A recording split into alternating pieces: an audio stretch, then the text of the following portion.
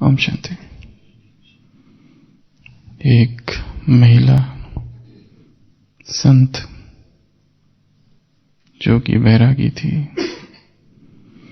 पहाड़ों से गुजर रही थी और एक तालाब में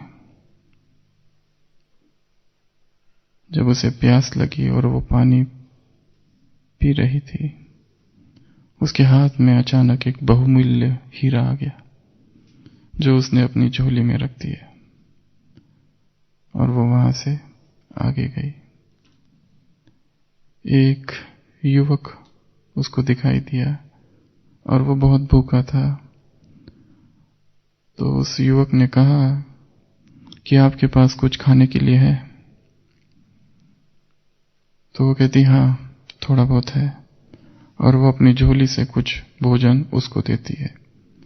और जब भोजन दे रही होती है तो युवक देख लेता है उसकी झोली में कोई बहुमूल्य वस्तु है जो कि चमक रही है, और उसे लगता है कि हो ना हो ये बड़ा एक बहुमूल्य सा हीरा है।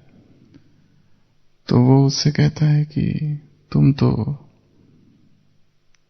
सन्यासीन हो, ये जो वस्तु तुम्हारे पास है ये क्या है?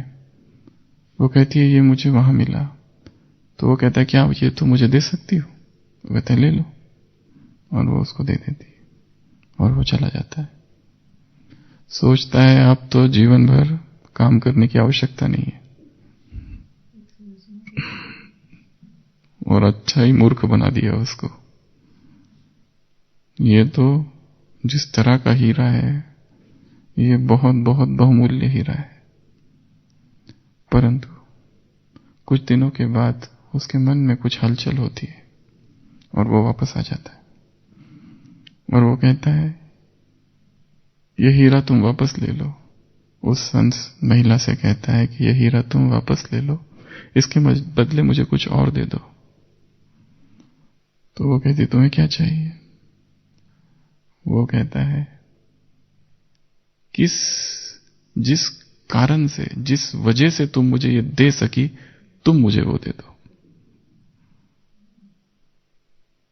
नहीं तो कोई ऐसा हीरा देता नहीं है। पर ऐसी वो कौन सी बात है तुम्हारे में जिस आधार से तुम ये मुझे दे पाई? मुझे वो चाहिए।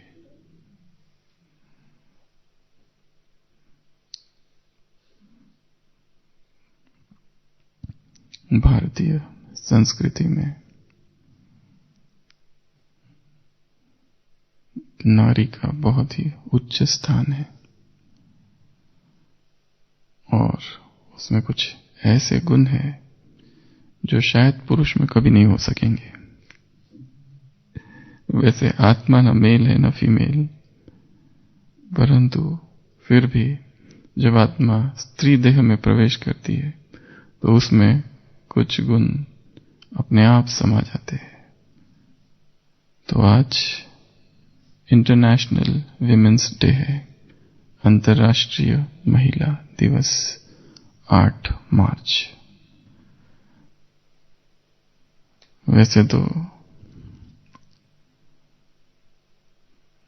महिलाओं के ऊपर बहुत सारे अलग अलग दिनों में अलग अलग तरह के त्योहार है या बातें हैं जो कि उनके सत्कार में मनाई जाती है, परंतु विशेष रूप से ये जो इंटरनेशनल है, बाकी जो दिन है वो अलग अलग देशों में अलग अलग है, पर ये इंटरनेशनल है। इंटरनेशनल अर्थात सारे देशों में सार्वभौम, हर देश में आज के दिन ये मनाया जाता है। चालू हुआ था अमेरिका से और फिर 1917 में जब रशिया में स्त्रियों को अधिकार प्राप्त हुआ था वोट देने का, तब से ये ऑफिशियल मनाया जा रहा है। तो आज हम इसके विषय में कुछ बातें देखेंगे। और जब भगवान धरती पर आता है तो उसने भी क्या कर दिया? जिन्होंने बहुत ठोकर खाई उनको क्या बना दिया? जिन्होंने ठोकरें खाई उनको ठाकुर बना दिया, उनके सिर पर ज्ञान का कलश रख दिया।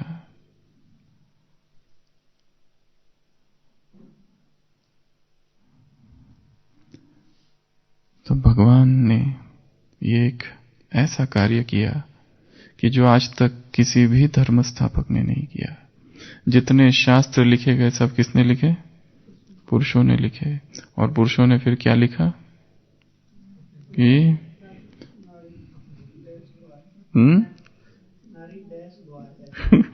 नारी नरक का द्वार है, द्वारम किमेकम नरकस्य नारी। और बहुत सारे अधिकारों से उसे वंचित रखा। और केवल भारत में ही नहीं, विश्व भर में भी कई कई देशों में स्त्री को कहा जाता है कि उसकी बुद्धि पहले से ही कम है, ज्यादा बुद्धि है नहीं उसको। कई कई देशों में ये कहा गया था, जैसे यूनान में ये समझा जाता था कि स्त्रियों की जो दांत है वो 2 कम है पुरुषों से। यहां तक कि सुकरात जैसा महाज्ञानी व्यक्ति ने भी ये कहा है, जबकि उसकी 2 पत्नियां थी शायद, वो देख सकता था। तो और कोई कोई धर्म में तो ये कहा गया है कि नारी शरीर में मुक्ति नहीं हो सकती, पुरुषार्थ इसलिए करना है ताकि मृत्यु हो और फिर पुरुष देह प्राप्त हो, फिर मुक्ति का पुरुषार्थ करना। तब तक तो ये संभव ही नहीं है। तुम्हारे जीवन का एक ही लक्ष्य है कि इस देह से मुक्त हो जाओ, पुरुष देह प्राप्त करो, उसके बाद में मुक्ति का प्रयत्न करना, तब तक कुछ नहीं हो सकता। तो कुछ कुछ देशों में, धर्मों में और दास प्रथा, ऐसे बहुत सारी बातें हैं कि जो एक नारी ने सहन की है, उसे अबला, बेचारी और क्या क्या कहा गया है। स्वामी विवेकानंद को किसी ने पूछा था कि ये जो महिलाएं हैं इतनी अबला, बेचारी, कमजोर, आप ये धर्म का जो कार्य कर रहे हो तो इनके लिए भी कुछ करना है क्या? आप कुछ करना चाहेंगे इनके लिए, इनका भी उद्धार हो जाए, कि आप थोड़ी इनको मदद करो? बेचारी, उनको कौन मदद करेगा? तो वो कहते हैं हैंड्स ऑफ, खबरदार। अगर ये कहा कि उनको मदद करना है, वो कमजोर नहीं है कि जिन्हें मदद की आवश्यकता है, leave them apart, hands of. वो अपना आधार खुद बनेगी, वो अपना सहारा खुद बनेगी। किसी को उन्हें सहारा देने की आवश्यकता नहीं है, वो जगत का सहारा है। तुम्हें उनको उसे सहारा देने की आवश्यकता नहीं है। तो नारी का पूजन, गायन की परंपरा भी भारत में ही है। कुमारी कन्याओं की पूजा होती है, उनको देवी समान माना जाता है। केवल यही नहीं, दूसरे देशों में भी, नेपाल और यूनान और पुरानी जो सभ्यता है, मेसोपोटामिया, सिंधु घाटी सभ्यता और दूसरे यूनान की ग्रीक सभ्यता, ये सारी सभ्यताओं में भी ये सारी बातें आई है। पूजा, गॉडेस मिनर्वा, सरस्वती, उनकी जो सरस्वती उसको मिनर्वा कहते हैं। ऐसी बहुत सारी देवियों की पूजा है, दिखाई है। और देवी को शक्ति रूप और शक्ति अवतार भी दिखाया है भारतीय संस्कृति में। तो बाबा ने बहनों के लिए और माताओं के लिए क्या क्या कहा है, पहले हम इसकी चर्चा करते हैं और फिर स्त्री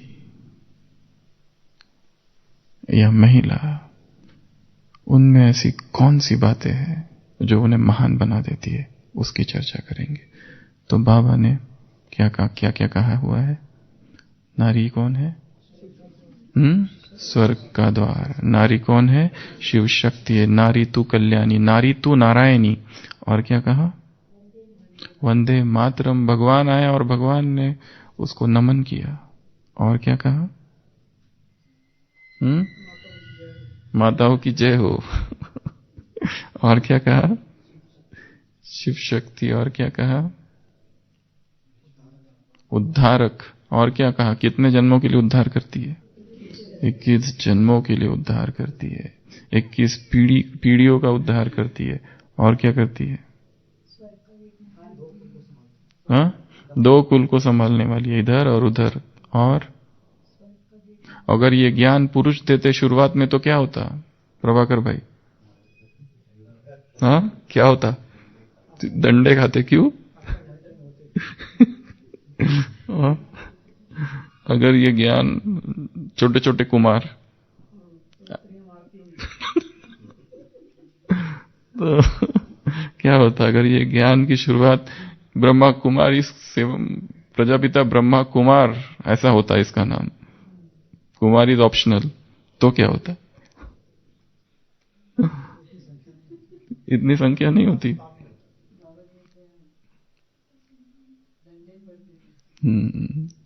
क्योंकि ये ज्ञान बहुत अटपटा खटपटा चटपटा, दुनिया से परे, अलग था, एकदम अलग थलग। ऐसा ज्ञान आज तक किसी ने नहीं सुनाया था। अगर भाई लोग निकलते थे तो उसमें अहंकार रहता है, उनकी वाणी में ही अहंकार रहता है।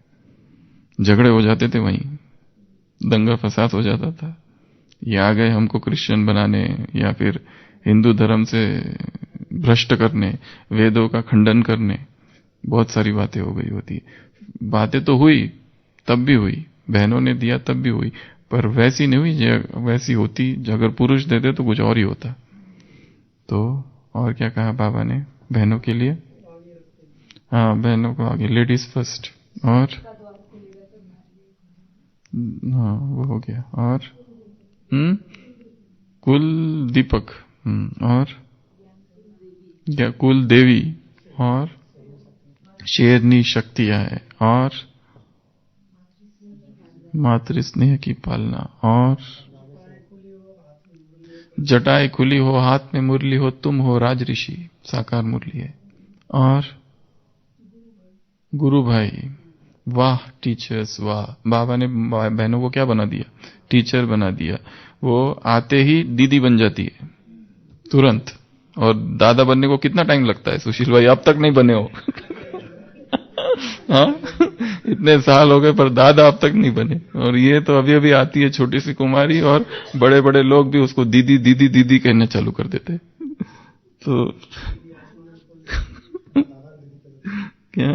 दादा भी दीदी कहते हैं। तो ये तो बहुत फास्ट है। और क्या कहते हैं बहनों के बारे में? टोकरी, नौकरी की टोकरी, तुम्हें विश्व कल्याण करना है। और क्या कहते हैं?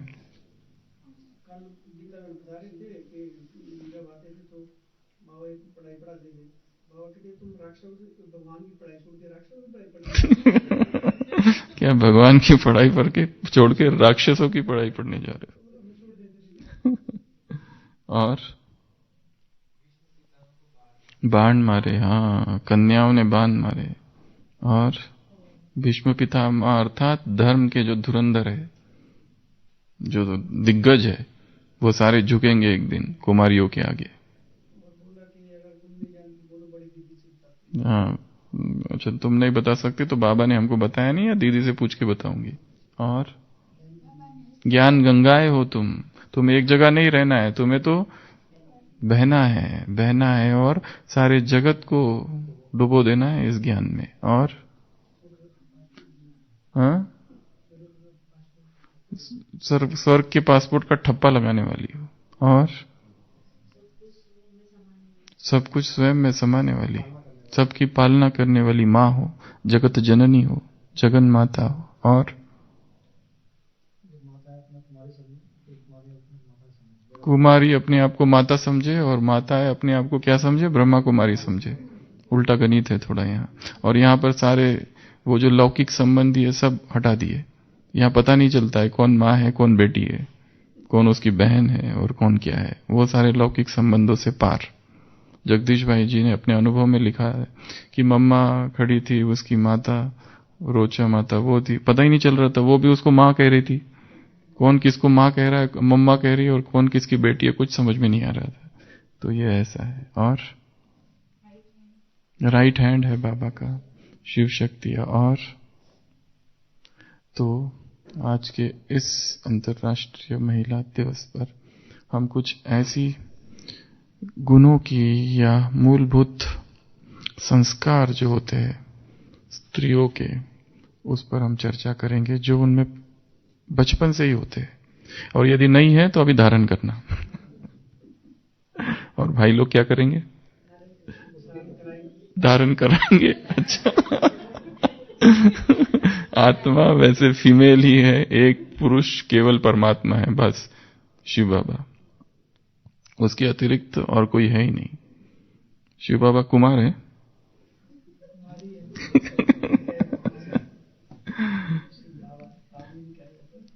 तो हम ऐसी 21 गुण कहो या धारणाएं कहो या गुण स्वभाव कहो या उनके स्वभाव में जो निहित है बचपन से, ऐसी कुछ बातें देखेंगे कि जो कि स्त्रियों की तुलना में पुरुषों में थोड़े कम है, परंतु हर स्त्री को, वैसे तो ये चर्चा करना स्त्री और पुरुष ये भी थोड़ा सा देहभान है, यहाँ तो हमारी जो भाषा है वो आत्मा की भाषा है, परंतु क्योंकि आज थोड़ा सा इनका है तो, थोड़ी सी महिमा तो करनी पड़ेगी। सबसे पहला गुण है पेशेंस, धैर्य। जो धैर्य का प्रमाण स्त्रियों में है वो पुरुषों में नहीं है। पुरुष का स्वभाव ये अधैर्य, परंतु स्त्रियों में एक धैर्य दिखाया गया है। सबसे बड़ा उदाहरण महाभारत में कुंती का है। बहुत धैर्यवत है, बहुत धैर्यवत। हर चीज को, कोई भी निर्णय तुरंत नहीं करती है। वो जो एक गलती उससे हुई शुरुआत में, सो हुई। पर दिखाया है उसका स्वभाव बड़ा ही धैर्यवत है, बड़ी धैर्यता से। वैसे ही ज़ेन फिलॉसफी में एक महिला का गायन है, झिंगुस्टू। वो जो झिंगुस्टू होती है, बंजारन, एक शहर से दूसरे शहर, उसे कोई परवाह नहीं किसी की, तन्यासिनी घूमती रहती है। एक रात शाम को एक गांव में जाती है, सारे लोग अपने अपने दरवाजे बंद कर देते हैं, इसको नहीं आने देना, जाओ, कोई सहारा नहीं देगा। और फिर रात हो जाती है, कहां जाएगी वो? कोई भी, पूरा गांव उसके विरोध में होता है, क्योंकि वो ज़ेन फिलॉसफी है ही थोड़ी विद्रोही। वो उस तरह की बातों को मानता नहीं है जो बुद्धिज्म में, बुद्धिज्म का ही, बौद्ध धर्म का ही शाखा है वो, परंतु थोड़ी सी क्रांतिकारी शाखा है वो। तो कई लोगों का विरोध था उसमें, क्योंकि नई विचारधारा थी वो जो विचारधारा थी बुद्ध की, वो थी बुद्धम शरणम गच्छामि, चलो बुद्ध की शरण में, एक दिन आशीर्वाद मिल जाएगा, तर जाएंगे। पर यह था कि हमको बुद्ध जैसा बनना है, ये विचारधारा ही क्रांतिकारी थी, इसमें भक्ति और ये सब बातें नहीं थी। तो वो आती है, सब लोग दरवाजा बंद कर देते हैं, और वो बड़ी धैर्यता से गांव के बाहर जाती है, जंगल होता है, खुले जंगल में सोती है, और अचानक उसको कुछ हो जाता है। वो जब देखती है कि पहली बार मुझे ऐसा आनंद मिला, ऐसी चांदनी रात, ऐसे सितारे, ऐसी हवा, ऐसा चंद्रमा, ये तो आज तक देखने को नहीं मिला। भाग भाग के जाती है, उठाती है कि आप सबका बहुत धन्यवाद कि आपने मुझे सहारा नहीं दिया और मुझे आज ऐसा अनुपम दृश्य और ऐसी अद्भुत अनुभूति हो गई। वो धैर्य का प्रतीक है। तो स्त्रियों में, महिलाओं में पहला जो गुण है वो है धैर्य। दूसरा है समझ। उसकी जो समझ है बड़ी गहरी होती है। क्यों गहरी होती है? क्योंकि पुरुष एक तरफा सोचता है, वो सामने वाला जो व्यक्ति है उसके हृदय में झांक सकती है, ये भावनाएं उसमें होती है, वो देख पाती है। इसके भी बहुत सारे उदाहरण हैं कि उसकी जो अंडरस्टैंडिंग है, उसकी जो समझ है बहुत गहरी है एक रीति से देखा जाए तो, परंतु हमेशा उसको अंडर एस्टिमेट किया गया, हमेशा उसे निर्बुद्धि समझा गया, बुद्धिहीन समझा गया, कम समझ वाली समझा गया। परंतु उसकी समझ बहुत बहुत सूक्ष्म होती है। यदि पुरुष उसकी समझ का आधार ले तो बहुत आगे बढ़ सकता है। इसके लिए वो कहते हैं ना कि हर सफल पुरुष के पीछे एक स्त्री होती है, नारी होती है। वो क्या करती है? उसको समझदार बनाती रहती है बीच बीच में। एक पढ़ी लिखी माँ 100 टीचर से श्रेष्ठ होती है। तो उसमें एक सूक्ष्म समझ होती है। और इतिहास में एक सबसे बड़ा उदाहरण इसका है, एक ऐसी स्त्री थी महाराष्ट्र में कि उसके पति ने सबसे पहले उसको पढ़ाया। वो भी अशिक्षित थी, पर उसके पति ने सबसे पहले सोचा कि स्त्रियों का भी शिक्षण होना चाहिए। तब तक स्त्रियां नहीं पढ़ती थी, इलिटरेट, घरों में बंद रहती थी। पति ने सोचा, सबसे पहले पति ने काम किया, पत्नी को पढ़ाया। उस पत्नी ने अपनी एक नई स्कूल खोली और उसमें वो जब जाती थी स्कूल में, लोग कीचड़ फेंकते थे, गोबर फेंकते थे, पत्थर फेंकते थे। तो वहां पहुंचने के बाद एक साड़ी दूसरी रहती थी। उसके बाद हर दिन स्कूल में जाने के बाद साड़ी बदलती थी और फिर पढ़ाती थी। और वो बच्चे जो लाए जाते थे वो भी ऐसे छुप छुप के, बोरियों में भर भर के, कुछ कुछ को, क्योंकि इतना विरोध था। The first women teacher of India, Savitribai Phule. बहुत सहन करना पड़ा उसको, बहुत बहुत बहुत सहन करना पड़ा। पर उस युग में, उस काल में उसने ये समझ लिया, उसकी समझ इतनी सूक्ष्म थी, उसने तब समझा कि बिना शिक्षा के कुछ नहीं हो सकता। और शिक्षा के लिए साक्षरता बहुत जरूरी है। वैसे शिक्षा साक्षरता नहीं है केवल, परंतु शिक्षा का पहला कदम साक्षरता है, लिटरेसी। उसने वो कदम लिया तो स्त्रियों में समझ बड़ी सूक्ष्म होती है। इसके लिए उनसे फायदा ले लेना है, हे पुरुषों। ये मत समझना कि तुम ही बुद्धिमान हो। उसके बाद होता है उनकी लॉयल्टी। लॉयल्टी अर्थात वफादारी। ऐसी कुछ कुछ होगी कि जो बेवफा होती है, पर अधिकतर भारतीय सभ्यता में देखा गया है वफादार, लॉयल्टी, पतिव्रता। एक के संग अपना जीवन बिता देती है। एक स्त्री की शादी होती है, पति के घर आती है, पति ठीक नहीं है, सास ससुर ठीक नहीं है, घर ठीक नहीं है, पर वो क्या कहती है, अब मुझे यहीं रहना है, और पूरा जीवन उसका निकल जाता है। और विदेश में क्या अंतर है, शादी हो गई, पति ठीक नहीं है, सास ससुर ठीक नहीं है, तुरंत डिवोर्स, खत्म। यही अंतर है विदेश और भारत में। तो उसमें चाहे पति कैसा भी हो, बुद्धू हो, कैसा भी हो, परंतु उसमें ही वो सब कुछ करती है, सब कुछ मान लेती है उसमें। तो लॉयल्टी, उसकी जो लॉयल्टी है बहुत बहुत ज्यादा है। यहां तक कि इसको कहा जाता है त्रिया चरित्र। सुना है ये?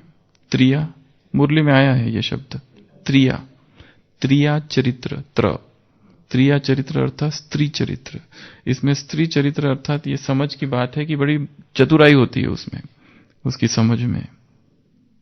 और चरित्र के साथ जब जोड़ा जाता है तो अपने पति को वश में करने की बड़ी चतुराई होती है, ये भी दिखाया है। तो लॉयल्टी, उसकी जो लॉयल्टी होती है बड़ी बड़ी सूक्ष्म होती है। उसके बाद है उसका पालना करने का संस्कार। एक होता है मां, एक होता है मातृत्व। दोनों में क्या अंतर है? मां बनना है कि मातृत्व होना चाहिए? क्या मातृत्व के लिए मां बनना जरूरी है क्या? एक अपने शरीर से शरीर को जन्म देना, ये तो कोई भी कर सकता है। मां बनना बहुत आसान है, परंतु मदरहुड ये बड़ी ऊंची अवस्था है। मम्मा मातृत्व का प्रतीक है, मातृत्व का प्रतीक है। क्यों? सस्टेनेंस पावर है उसमें, दूसरों की पालना करने का संस्कार। यहां इसलिए बाबा ने कहा सभी ब्रह्मा कुमारी बहनों को कि तुम कौन हो? मां हो, जगदम्बा हो, जगत माता हो, जगत जननी हो, सारे विश्व की तुम्हें पालना करनी है। तो स्त्री में मां के संस्कार जन्मजात है, पहले से ही है। वो पालना करती है और पालना करने का उसे बोझ भी नहीं। जैसे दिखाया है, एक सन्यासी थका हारा पहाड़ी पर चढ़ रहा है, पहाड़ी बहुत ऊंची है, बीच तक आ गया है, दोपहरी धूप है, और देख रही है एक छोटी सी लड़की, उसके कंधों पर बहुत सारा बोझ है, कोई सामान, और वो आराम से गाते हुए चल रही है। तो वो कहता है उसको कि तुमको भारी नहीं लग रहा है? मेरे हाथ में तो कुछ भी नहीं, फिर भी मैं थक रहा हूं और चढ़ नहीं पा रहा हूं, सांस फूल रही है, तुमको ये तुम्हारे पीछे तुम्हारे क्या लटका के रखा है? वो कहती है मेरा भाई है। वो बोलता है भाई होगा, परंतु वो भारी तो है ना। तो वो कहती है भाई का बोझ नहीं होता, भाई का बोझ नहीं होता। तो उसमें छोटी सी, उसमें ही पालना करने के संस्कार है, छोटों की पालना करने के संस्कार पहले से ही है उसमें। तो ये भी एक, पुरुष में थोड़े कम है, बहुत ठोकर खाने के बाद थोड़े आ सकते हैं कि मुझे भी पालना करनी है, बाकी मजबूरी से। जैसे रशिया की एक सड़क पर एक व्यक्ति, वो जो बच्चों का जो क्या कहते हैं उसको, क्रेडल, बाबा गाड़ी, हाँ हाँ, तो उसको लेकर वो बच्चा रो रहा है, जोर जोर से रो रहा है, और उसको लेके जा रहा है, और वो कह रहा है माइकल शांत हो जाओ, माइकल शांत हो जाओ। बच्चा रो रहा है और वो गाड़ी में जा रहा है, माइकल शांत हो जाओ, माइकल शांत हो रहा है। कैसे? उसका बेटा है और वो परेशान हो रहा है, वो रोना रुकता ही नहीं उसका, कह रहा है माइकल शांत हो जाओ, बस घर आया कि आया, शांत हो जाओ। एक महिला मिलती, अच्छा तो इसका नाम माइकल है? वो कहता नहीं, मेरा नाम माइकल है। माइकल, मैं अपने आप को कह रहा हूं शांत हो जाओ, बस घर आया कि आया और झंझट मिटी। सांत्वना अपने आप को दे रहा हूं। तो ये पालना करने, ये हमारे बस की बात नहीं है, ऐसा पुरुष कहता है। तो स्त्रियों में ये जो संस्कार है, अगर है तो इसको और बढ़ाना है, अगर नहीं है तो इसको धारण करना है, क्योंकि स्त्री जननी है, उसे सारे विश्व की पालना करनी है। उसके बाद में अगला संस्कार स्त्रियों में है इमोशनल, बहुत इमोशनल होती है। पुरुषों में तो पता नहीं, आंसू बहुत कम, इमोशनल पुरुष भी होते पर कम होते हैं, परंतु स्त्रियों में भावनाएं बहुत प्रधान होती है। और ये जो आंसू बहते, ये मत समझना आंसू कमजोरी की निशानी है। आंसू का कमजोरी से संबंध नहीं, आंसू अतिरेक से संबंधित है। वो दुख सुख दोनों भी हो सकता है, उसका संबंध अतिरेक से है। तो और एक स्टडीज में देखा गया है कि जो मानसिक बीमारी है पुरुषों में ज्यादा है स्त्रियों से, क्योंकि वो आंसू बहाकर उसको निकाल देती है बाहर, पुरुष दबा के रखता है अंदर। परंतु ऊपर से दिखाई देता है कि स्त्रियों में ज्यादा है। आत्महत्या और ये सब चीजें स्त्रियां करती तो है, पर सफल कम होती है, क्योंकि हिसाब से दवाई बिवाई खाती है। पुरुष जब करता है तो सफल हो जाता है, और स्त्री जब करती है तो बड़े हिसाब से। अतिरेक इज एक्सट्रीम। अतिरेक अर्थात अति, किसी अत्याधिक हो जाना कोई चीज का, वो सुख भी हो सकता है, दुख भी हो सकता है। आंसू का संबंध अतिरेक से है, सुख दुख से नहीं है। कोई भी भाव अतिरेक हो गया तो आंसू बह जाएंगे। और ये नहीं समझ लेना कि आंसू अर्थात कमजोरी। बाबा जो मुरलियों में कहते हैं आंसू सूख गए तुम्हारे, आंसू बहने नहीं चाहिए, या सतयुग में आंसू नहीं बहते, वो अलग बात है, वो कमजोरी के लिए कहा जाता है। बाकी आंसू तो प्रेम के भी आंसू होते हैं, झरझर आंसू बहते हैं प्रेम से, वो बहुत इंपॉर्टेंट चीज है। भावनात्मक, भावना प्रधान व्यक्तियों में ये होता है, बाकी व्यक्तियों में नहीं होता है, और ये होना भी चाहिए। बाबा के लिए भी आंसू बहने चाहिए, कितने और रोज कितनी बार। इतना प्रेम से, अव्यक्त महावाक्य बाबा के इन्वर्टेड कॉमा, इतना प्रेम से बाप को याद करो कि प्रेम के आंसू बह जाए। इन आंसुओं में सारी दुनिया को डुबो दो, तब तक बहते रहने दो उनको। तो इमोशंस, उसके बाद में है सरेंडर। स्त्रियों में एक भाव क्या होता है? समर्पण। पुरुष अर्थात आक्रमण, स्त्री अर्थात समर्पण। समर्पण बड़ी ऊंची अवस्था है। समर्पण को कमजोरी नहीं समझना। समर्पण वही कर सकता है जो शक्तिशाली है। जो कमजोर है वो समर्पण कर सकता है क्या? और भारतीय संस्कृति में तो तन मन धन, इस शरीर से कितना प्यार होता है हर व्यक्ति को, उसको भी समर्पित कर देती है। ये बहुत ऊंची अवस्था है। और जो भक्त आत्माएं थी महिला, उनका समर्पण तो और ही ऊंचा था। आनंदमयी मां, शारदा मां, अक्का महादेवी, मीरा, महाराष्ट्र की कितनी सारी मुक्ताबाई, कान्हो पात्रा, जनाबाई, ये सारी जो महिलाएं थी साधारण महिलाएं नहीं थी, बहुत हाई कैटेगरी ऊंची महिलाएं थी। तो समर्पण ये सीखना है उनसे। अगर है तो उसको और बढ़ाओ, नहीं है तो कल्टीवेट करो। उसके बाद है सहनशीलता। सहन करना ये बड़ा ही सूक्ष्म पुरुषार्थ है। किसकी सहनशीलता ज्यादा है, पुरुषों की या स्त्रियों की? पुरुष शारीरिक बातें सहन कर सकता है, परंतु मानसिक उसमें तो स्त्रियां ही ज्यादा सहन कर सकती है। तो सहनशीलता की शक्ति स्त्रियों में ज्यादा है। उसके बाद में लव, प्रेम। पुरुष को प्रेम तो स्त्री ने ही सिखाया है। प्रेम की पराकाष्ठा स्त्री है। फिर केयर करना। पुरुष ज्यादा केयर कर सकता है या स्त्री ज्यादा केयर कर सकती है? रात रात भर जागती है।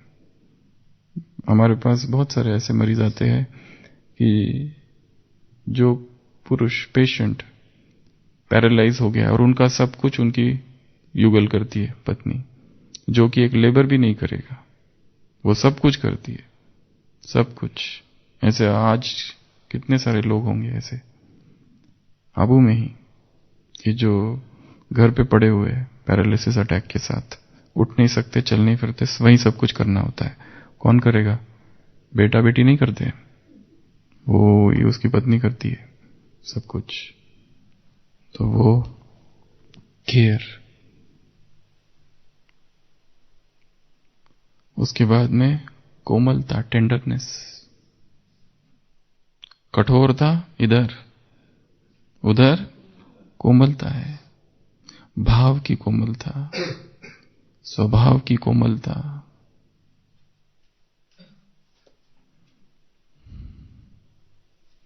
ये कोमलता का संस्कार आत्मा का श्रृंगार है। मृदुता, स्वीटनेस। उसकी आवाज भी कोमल है, स्वीट है। और पुरुष जब बोलता है तो कर्कश वाणी होती है। सभी के लिए नहीं है ये, इधर भी नहीं उधर भी नहीं, दोनों। उधर भी अपवाद है और इधर भी अपवाद है। तो कोमलता। उसके बाद में एक बहुत ऊंचा गुण संस्कार स्त्रियों में है, वो है बलिदान। अपने कर्तव्यों के लिए, कर्म के लिए बलिदान भी दे सकती है वो। इसका एक बहुत बड़ा उदाहरण है फ्रांस की जॉन ऑफ आर्क। आपने वो वीडियो अगर देखा होगा, अपने देश के लिए सब कुछ कुर्बान कर दिया उसने, बलिदान दे दिया। उसको दिखाया हुआ है, बांधा हुआ है, जैसे जीसस क्राइस्ट को सूली पर बांधा, उसको सारी जनता सामने है और उसको जलाया जा रहा है। वो चिल्ला रही है, जीसस जीसस जीसस, ओ क्राइस्ट ओ क्राइस्ट। वो कहती है, मरते मरते कोई मुझे सभा में से केवल उसका क्रॉस एक बार दिखा दे, मेरी आंखों के सामने रहे। एक बूढ़ा व्यक्ति उठता है और वो क्रॉस खड़ा रह के ऐसे दिखाते रहता है उसको, और वो देखते देखते देखते, आवाज है उसकी चिल्लाने की, क्योंकि जिंदा जलाया जा रहा है। जॉन ऑफ आर्क, खाली 19 वर्ष की। बलिदान। और जौहर, पद्मिनी, रानी पद्मिनी, पद्मावत, उसमें भी ये सब दिखाया हुआ है। लक्ष्मी, रानी लक्ष्मीबाई, अपने आप को स्वाहा कर दिया। तो चाहे देश की स्वतंत्रता के लिए, चाहे परमात्मा के चरणों में, बलिदान बहुत ऊंचा शब्द है, समर्पण से भी ऊंचा शब्द है बलिदान। स्वाहा, उत्सर्ग, हिंदी में कहते हैं कुर्बानी, कुर्बानी। तो उसके बाद में है प्यूरिटी।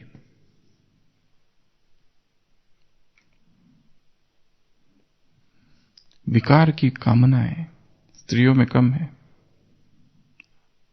अभी युग बदल गया है, मीडिया और ये सब, परंतु द्वापर से अगर देखा जाए तो कामुक स्वभाव पुरुष का रहा है, स्त्री का नहीं रहा है। एक दो अपवाद होंगे जो महाभारत में, रामायण में दिखाए, शूर्पणखा, एक ही दो, पर उसका जो स्वभाव है उसमें क्या है? प्यूरिटी है। स्वभाव में प्यूरिटी है। प्यूरिटी के लिए बचपन से खींच रहती है कई सारी स्त्रियों में, वो स्वीकार ही नहीं कर सकती उधर का जीवन। उसको वही, ऐसी बहुत सारी महिलाएं हुई है कि जिनको कभी उन्होंने शादी नहीं की, इसलिए नहीं कि वो धार्मिक थी, वैसे ही क्योंकि उन्हें बंधन स्वीकार नहीं है, किसी का भी बंधन स्वीकार नहीं है। प्यूरिटी। उसके बाद में विनम्रता कहो या मॉडेस्टी कहो या लज्जा कहो, वो कभी शुरुआत वो नहीं करती है किसी भी चीज से। मॉडेस्टी जो होता है, शाइनेस, ये बड़ा दिव्य गुण है एक, गीता में भी इसका वर्णन है। अगर सारी स्त्रियां, जैसे दिखाया गया है, पुरुष स्त्री की तरफ जो आकर्षित होता है वो इस गुण के कारण, मॉडेस्टी के कारण। यदि कोई स्त्री किसी पुरुष के पीछे पड़ जाए तो उसका रस खत्म हो जाता है उसमें से, वो उनके पीछे जाता है जो मॉडेस्ट है, शाय है, वो ज्यादा आकर्षित करती है, और वो उनका एक श्रृंगार भी है। पर जो पुरुषों जैसा बिहेवियर करती है, पुरुषों जैसे कपड़े पहनती है, पुरुषों जैसा बोलती है, चलती फिरती है, उसके शौक, वो कोई महानता नहीं है भारतीय सभ्यता में। मॉडेस्टी। उसके बाद में एबिलिटीज। एबिलिटीज अर्थात वो ऐसा कोई क्षेत्र नहीं है जो पुरुषों के से कम है। वर्तमान में तो ऐसा कोई भी क्षेत्र नहीं है, हर जगह वो उसके आगे है, हर जगह। First IAS officer Kiran Bedi, जो तिहाड़ जेल में क्रांति लाई, वो ये पहली महिला आईएएस ऑफिसर। हाँ, मच्छिंद्री पाल, ऐसी बहुत सारी है। वो अभी अभी जो एक छोटी सी बच्ची 14 साल की, शरीर छोड़ दिया उसने, केवल 14 साल तक जी, आयशा चौधरी, गुड़गांव की, किताब, उसकी अपनी किताब लिखी हुई है। बचपन से जन्मते ही ऐसी एक बीमारी का पता चला कि जिसमें वो निरंतर बीमार पड़ती रही, कंबाइंड इम्यूनो डिफिशियंसी सिंड्रोम। पूरी शरीर की जो प्रतिकार शक्ति है वही कम थी उसकी। बोन मैरो ट्रांसप्लांट हुआ 2008 में, और 2014 या 15 में शरीर छोड़ दिया। इतनी कम आयु में शी बिकेम मोटिवेशनल स्पीकर। उसके स्पीचेस अवेलेबल है आयशा के, उसके स्पीचेस है कि उसमें वो बोल रही है और बोलते बोलते भी ऑक्सीजन लगा हुआ है, पूरी सभा बैठी हुई है और वो अपने अनुभव सुना रही है और इतना मोटिवेट कर रही है। उसने अपनी एक छोटी सी बुक भी लिखी है, उसके मरने, अभी अभी शरीर छोड़ दिया उसने, क्योंकि वो बीमारी में व्यक्ति जीता ही नहीं है। 14 साल की उम्र में कोई मोटिवेशनल स्पीकर बन जाए, ये बहुत बड़ी बात है। उसको आप पढ़ सकते हैं। और उसकी एक छोटी सी बुक भी है, द लिटिल एपिफैनीज। एपिफैनी अर्थात प्रकट होना। मेरी अपनी छोटी सी, उसने जो बेड पर पड़े हुए, हर बार फटाफट भागो, हॉस्पिटल में लेके भागो, अभी अभी ठीक हो गई, ये करो वो करो, फिर घर आओ, 4 दिन ठीक रही, फिर भागो, फिर सांस लेने में दिक्कत। ये सब होते हुए भी शी इज, उसके स्पीचेस है और वो बहुत स्ट्रांग स्पीचेस है इतनी कम आयु में।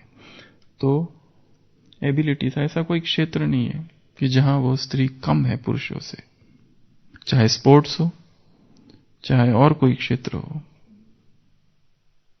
अनुरिमा सिन्हा ऐसा नहीं कोई दूसरा होता तो बैठा होता, पैर कट गया, क्या करना है, वो माउंट एवरेस्ट चढ़ गई। तो ये सब अंदर का साहस है, एबिलिटीज। उसके बाद है सपोर्ट। जितना सपोर्ट एक पुरुष को स्त्री से मिलता है, कभी दूसरे पुरुष से नहीं मिलता है। सपोर्ट वो दे सकती है, इतना उसमें पावर है, वो आधार बन सकती है किसी का।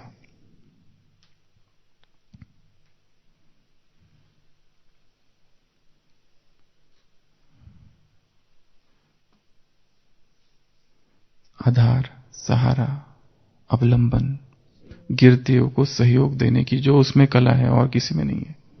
ऐसे कई सारे लोग हैं विश्व इतिहास में कि जो एकदम लोएस्ट पॉइंट पर चले गए, बिजनेस में इतना बड़ा लॉस हो गया, ये हो गया, उनको जो सहारा दिया वो किसी स्त्री ने ही सहारा दिया। वो हो सकता था उनकी पत्नी भी थी अधिकतर, पर कभी कभी कोई दूसरी भी स्त्री थी। तो सरेंडर, सपोर्ट देने की जो शक्ति है वो स्त्री में है। चाहे ऊपर से कोई पुरुष कितना भी शक्तिशाली दिख रहा हो, परंतु जब जब वो नीचे गिरा है उसको सहारा देने वाली स्त्री आ रही है। तो सहारा। उसके बाद में वो एक मां है। वो क्या है? एक मां है। वो कौन है? एक पत्नी है। वो कौन है? एक डॉटर, बेटी है, और एक बहन है। ये चार चीजें हैं। वो एक मां भी है, तो एक पत्नी भी है, धर्म पत्नी भी है, तो बेटी भी है, तो बहन भी है। ये चार। और एक इसके पहले ले लो, वो हाइजीन। हाइजीन स्त्रियों को अधिक पसंद है हमेशा ही, द्वापर से। साफ सुथरा रहना, ये इनमें ज्यादा देखा गया है पुरुषों की तुलना में। इसके लिए कई सारे लिटरेचर में इसका भी कंपैरिजन किया है, male hygiene and female hygiene. Hygiene की दृष्टि से भी, स्वच्छता की दृष्टि से भी उन्हें माना जाता है। और लास्ट 21वां पॉइंट, वो एक ब्रह्मा कुमारी है। वो कौन है? एक ब्रह्मा कुमारी है, जिसमें ये 20 सारी की सारी बातें हैं। कौन कौन सी बातें? शुरुआत से चालू करो। वो धैर्य है उसमें, अगर नहीं है तो आज से धारण करना है। धैर्य का प्रतीक है स्त्री। दूसरा, उसमें समझ है, अगर नहीं है तो उस समझ को बढ़ाना है, ज्ञान की समझ को, संबंधों की समझ को। तीसरा, वफा। एक परमात्मा से हमारा संबंध है तो उससे बेवफाई नहीं करनी है। किसी और को याद करना बाप से, अर्थात बेवफा बनना। कमलेश भाई। अगला, उसमें पालना देने के संस्कार है। तो क्या करना है? किसकी पालना करनी है? हमसे छोटों से तो पालना करनी है, हमारे साथियों को भी की पालना करनी है। अगर बड़ों से डिस्टरबेंस हो रहा है तो उनकी भी पालना करनी है। अगर हमको लगता है इन्होंने ऐसा नहीं वैसा करना चाहिए, तो हम कौन है? आधार मूर्त है, उद्धार मूर्त है इस संसार के। शिव शक्ति है, शिव अर्धांगिनी है, शिव प्रिया है, तो हमें उनकी भी पालना करनी है। उसके बाद भावनात्मक है, तो अपने स्वभाव को तर्क युक्त बनाना अच्छी बात है, परंतु भावना प्रधान होना यह भी एक शक्ति है। तो अपनी भावनाओं को ईश्वरीय भावना बना देना, पर संसार की भावनाओं में नहीं बहना। अगला, समर्पण। उसके जो अंदर जो समर्पण है बहुत ऊंचा है। और अगला, सहनशीलता। अपनी सहनशीलता को बढ़ाना, जीवन जो कुछ देता है सबको सहन करते आगे बढ़ते जाना। उसके बाद में प्रेम, प्रेम की देवी है वो। उसके बाद में जो केयर वो कर सकती है और कोई नहीं कर सकता। इंग्लिश में हम इसको कहते हैं TLC, tender loving care. Patient को बस यही चाहिए रहता है। जो पेशेंट अब मरने वाला है उसका कोई कुछ नहीं कर सकता, उसको TLC के लिए एडमिट करो, टेंडर लविंग केयर, अच्छी केयर करिए उसको। तो फिर है लव, फिर है टेंडरनेस। स्त्रियों में क्या है? नाजुकपना है, कोमलता है, और वो उसका श्रृंगार है, लज्जा। अगला, कोमलता, मॉडेस्टी। अगला, बलिदान, उसमें बलिदान करने की भावना है, शक्ति है। अगला, प्यूरिटी, जन्मजात प्यूरिटी है उसमें। पुरुषों के जैसा उसमें आकर्षण इतना नहीं होता है विकारों का और ये सब का। नेचुरली उसका स्वभाव प्यूरिटी की तरफ है।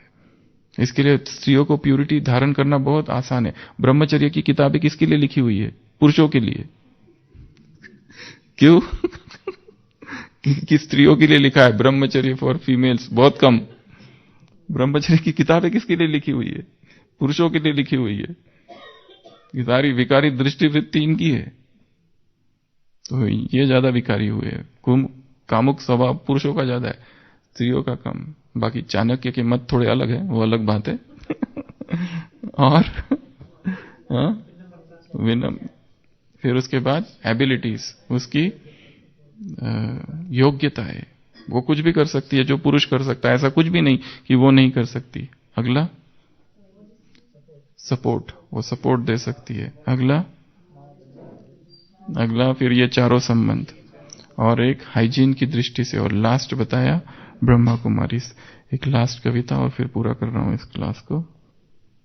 इस बार का जो थीम है 2019 का, वो है थिंक इक्वल, इक्वल थिंक करो। ऐसा नहीं समझो कि हम छोटे हैं पुरुषों से। बिल्ड स्मार्ट, अपने आप को स्मार्ट बनाओ। इनोवेट फॉर चेंज, नवीनता लाओ। ये आज इस वर्ष का थीम है इंटरनेशनल विमेंस डे का।